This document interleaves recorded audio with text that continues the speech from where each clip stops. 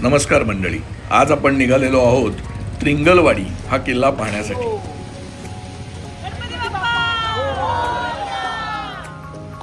इगतपुरी डोंगर रांगेतील त्रिंगलवाडी हा सोपा व एक दिवसात सहज पाहून होईल असा किल्ला आहे। वंदे भारत माता की, छत्रपती शिवाजी महाराज की जय भवानी, हर हर। इथे पोहोचण्यासाठी मुंबई नाशिक महामार्गावरून इगतपुरीच्या पुढे त्रिंगलवाडी फाट्यावरून डावीकडे आत वळावे। इगतपुरीहून साधारण अर्ध्या तासात तुम्ही त्रिंगलवाडी या किल्ल्याजवळच्या गावात येता। आम्ही इथे पोचलो तेव्हा साधारण 9 डिग्री टेम्परेचर होते।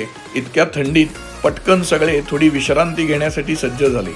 काहींनी चुलीपाशी बसून शेकोटीचा आनंद घेतला। कडाक्याच्या थंडीमध्ये शेकोटीजवळ बसण्याची ऊब काही वेगळीच होती। सकाळी फ्रेश होऊन गरम गरम चहा आणि पोहे यांनी आमची पेटपूजा केली।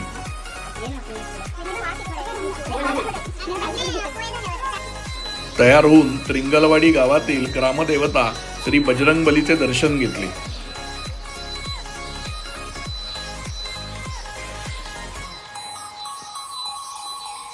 त्रिंगलवाडी गावापासून साधारण 3 किलोमीटर पत्र्याची वाडी या गावापासून हा ट्रेक सुरू होतो। त्रिंगलवाडी किल्ल्याचे पहिले दर्शन अत्यंत सुंदर व मनमोहक होते।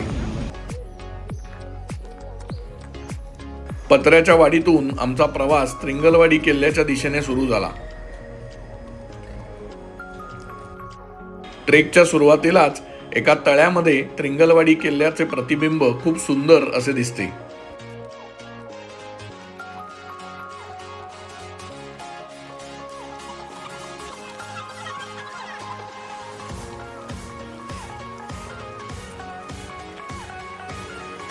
तलावाच्या काठावर ग्रामदेवतेचे छोटेसे मंदिर आहे। इथून पुढे जाणारा मार्ग हा शेतामधून जातो। किल्ल्याच्या पायथ्याशी पांडव लेणी नावाची गुहा आहे। इथे 8 गुहा असून त्यापैकी 6 गुहा या पायथ्याशी आहेत। 10व्या शतकात कोरलेली ही जैन लेणी असून पायथ्याजवळचे मुख्य लेणे हे आयताकार आहे।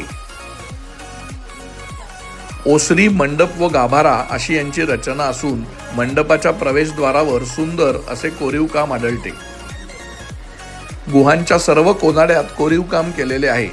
गाभाऱ्यात वृषभनाथाची पद्मासनातील भग्न मूर्ती आहे। सभा मंडपातील 4 खांबांपैकी 3 खांबांची पडझड झाली आहे। ही आपल्याला हरिश्चंद्रगडावरील केदारेश्वर गुहेची आठवण करून देते। इथून पुढे किल्ल्याचा चढाव सुरू होतो।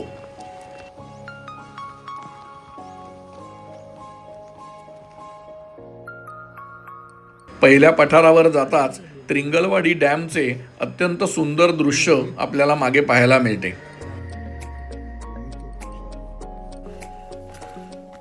कधी पठारावरून तर कधी हिरव्यागार झाडीमधून आपला प्रवास सुरू होतो।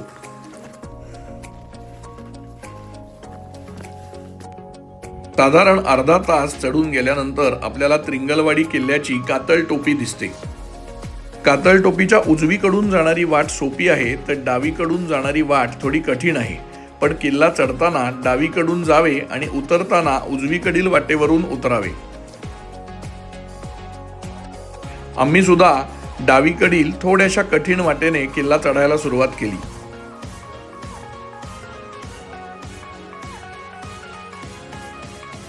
या वाटेवरून पायऱ्यांच्या अगोदर एक छोटासा कातळ टप्पा आहे। तोच थोडासा चढायला कठीण आहे।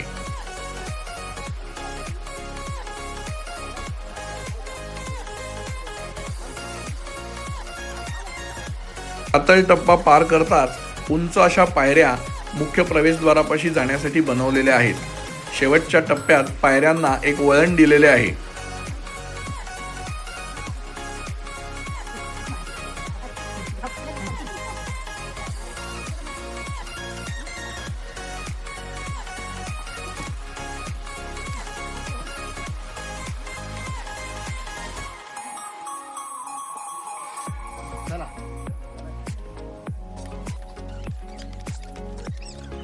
कातळात कोरलेल्या या पायऱ्या तुमची थोडीशी दमछाक करतात.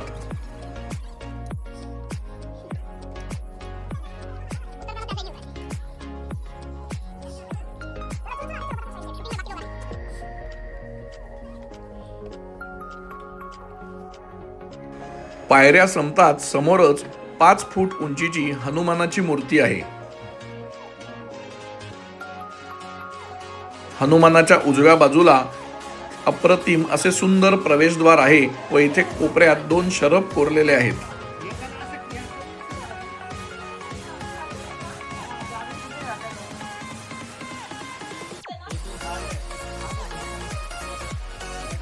छत्रपती शिवाजी महाराज की जय भवानी, वंदे भारत माता की, हर हर, जय बजरंगबली, जय श्रीराम.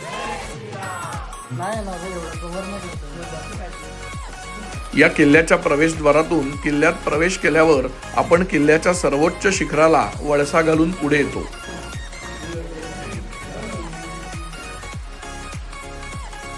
वरती येताच वाड्याचा चौथरा दिसतो. पूर्वीच्या काळी या ठिकाणी घरे असावीत असे अवशेष पाहायला मिळतात. तिथूनच ट्रिंगलवाडी डॅमचे व पूर्ण पर्वतरांगांचे सुंदर असे दर्शन घडते. इथून एक मार्ग वरती जातो जो किल्ल्याच्या अंतिम टप्प्यात देवीच्या मंदिरापाशी घेऊन जातो. याच वाटेवर पुढे एक पाण्याचे टाके सुद्धा पाहायला मिळते. इथून समाप्त होणारी वाट देवीच्या मंदिराकडे घेऊन जाते. हा किल्ल्याचा अंतिम भाग असून इथून खूप विहंगम असे दृश्य आपल्याला पाहायला मिळते. देवीच्या मंदिराच्या बाहेर शंकराची पिंडी असून आतमध्ये प्रवेश करताच 2 देवीच्या मूर्त्या व मध्यंतरी सुंदर असा गणपती बाप्पा कोरलेला आहे. देवीचे दर्शन घेऊन खाली उतरण्यासाठी उजवीकडच्या वाटेने उतरावे. ही वाट सुद्धा कातळाच्या पायऱ्यांमध्ये कोरलेली असून अतिशय सोपी आहे. कातळकडा समाप्त होताच आपण परत डावी आणि उजवी वाट एकत्र येतात त्या ठिकाणी येऊन पोहोचतो.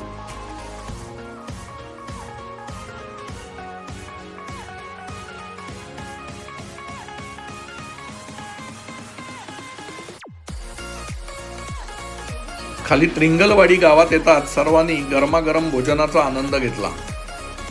हनुमान मंदिराच्या बाजूला सुरेश दादा यांनी अत्यंत सुंदर अशी जेवणाची व राहण्याची व्यवस्था आमच्यासाठी केलेली होती. परतीचा प्रवास आम्ही समृद्धी महामार्गाने केला.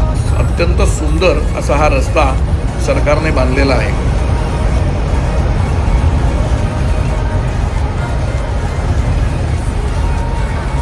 मुंबई पुण्याहून सहज 1 दिवसात करता येणाऱ्या या त्रिंगलवाडी सुंदर किल्ल्याला तुम्ही नक्की भेट द्या आणि आमचा व्हिडिओ लाईक आणि शेअर करा.